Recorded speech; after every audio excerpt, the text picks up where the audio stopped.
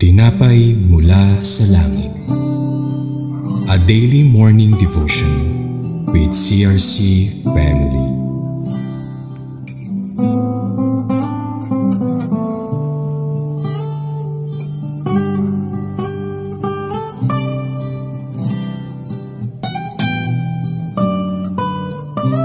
Isang mapagpalang umaga, mga minamahal ko kay Kristo. Ito po ang inyong lingkod, Sister Florabel Bathan ng CRC Kalangay Daughter Church. Samahan niyo po ako sa ating programang Tinapay Mula sa Langit, ang pang-araw-araw nating devotion sa salita ng Diyos. Ngayong umaga, tunghayan po natin ang salita ng ating Panginoon sa aklat ng Leviticus 23:3 na mayroong pamagat na the Sabbath. Ngunit bago ang lahat, tayo po muna'y dumulog sa Diyos sa isang maikling panalangin. Panginoon namin na dakila't makapangyarihan sa lahat, maraming salamat po sa inyong kabutihan sa amin at sa opportunity na kami ay makakapakinig ng inyong salita. Samahan niyo po kami ngayong umaga na magbubulay sa inyong salita. Hinihiling po namin na buksan mo po ang aming mga pandinig, ang aming isip at ang aming puso upang malaya pong tumimo at magkaroon ng kapangyarihan ng inyong salita sa aming mga buhay. Ito po ang samo ko at dalangin sa tanging pangalan ng iyong anak na si Jesus. Amen. Ngayon naman pong umaga sa ating pong pagpapatuloy, hayaan niyo po akong basahin ko ang nakasaad sa Leviticus 23:3. 6 na araw kayong magtatrabaho, ngunit sa ikapitong araw kayo'y magpapahinga. Iyon ay araw ng banal na pagtitipon. Huwag magtatrabaho ang sino man sa inyo, saan man kayo naroroon. Yun ay araw ng pamamahinga para kay Yahweh. Mga kapatid, ayon po dito, ang Sabat ay 6 na araw na gagawa ng gawain, ngunit ang ikapitong araw ay isang Sabat o solemn na kapahingahan. Ito ay isang banal na pagpupulong. Huwag kayong gagawa ng anumang gawain sa araw ng Sabat ng Panginoon sa lahat ng inyong tahanan. Ang ikapitong araw ay isang Sabat na solemn na pahinga at ang Sabat ay hindi isang kapistahan tulad ng kapistahan na dapat sundin sa kabanatang ito at gayunpaman ito ay isang banal na convocation at isang araw na nakalaan. Ito ay hindi lamang para sa solemn rest kundi para din po ito sa sagradong pagtitipon ng mga tao ng Diyos. Kaya ito po ay mga siglo na pagkatapos nito na ang mga Hudyo ay nakakalat sa pagkatapon na nagsimula silang magpulong sa mga synagogue sa umaga ng Sabat. At ang tanging tinalagang lugar para sa paghahain ay ang dambana sa tabernakulo or ito po ay tinatawag na temple. Ngunit marahil bago pa man ito itinatag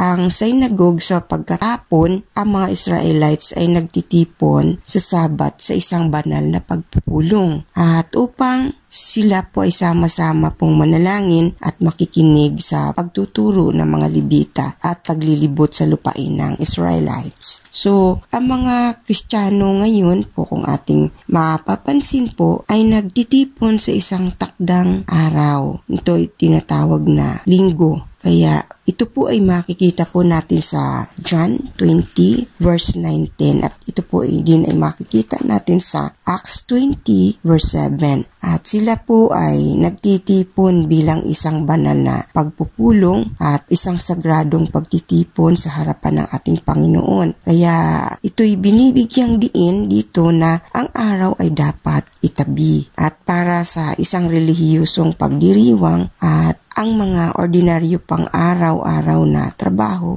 ay dapat iwasan. So mga kapatid, ito nga po ay tulad ng lahat ng bagay na nakikita po natin dito na papaloob, ay naintindihan po natin ang sinasabi pong Sabat na solemn na pamahinga. Mula sa pananaw sa buong Biblia ay ito po ay tinupad na ni Jesus ang layunin at plano ng Sabat para po sa atin. So kaya mga minamahal ko kay Kristo, si Jesus ang ating kapahingahan. Kapag naalaala po natin na ang kanyang natapos na gawain, naalaala natin ang Sabat at naalaala po din po natin ang iba. So kaya ang utos ng Sabat dito na sinusunod ng Israel ay ito po'y isang anino ng mga bagay na darating. Ngunit ang diwa ay kay Kristo. Iyan po ay makikita po natin dito sa Colossians 2 verse 16 hanggang 17. At ito po sa bagong tipan. Ang ideya ay hindi na walang sabat. Ngunit ang araw-araw ay araw ng sabat ng pahinga sa natapos na gawain ng ating Panginoong Hesus. At ito ay dahil ang anino ng sabat ay natupad kay Hesus. Kaya mga minamahal ko kay Kristo, malaya po tayong ipangilin ang anumang particular na araw. Walang araw bilang sabat ayon sa nakaugalian na sinauna pong mga Israelites. So ito po ang kahalagahan po ng sabat. Nawa po tayo po'y napagpala sa salita ng ating Panginoon at sa atin pong pagtatapos, tayo po muna ay dumulog muli sa panalangin. Panginoon, maraming salamat po sa umagang ito, sa mensahe na amin pong napapakinggan. Salamat po, Ama, sa pagpapalaala mo po sa amin. Tulungan mo po kami na hindi po namin ito makakalimutan at patuloy na tumatak po ito sa aming puso at isip. Nang sa gayon, kami po ay pahalagahan po namin ang araw ng pahinga sapagkat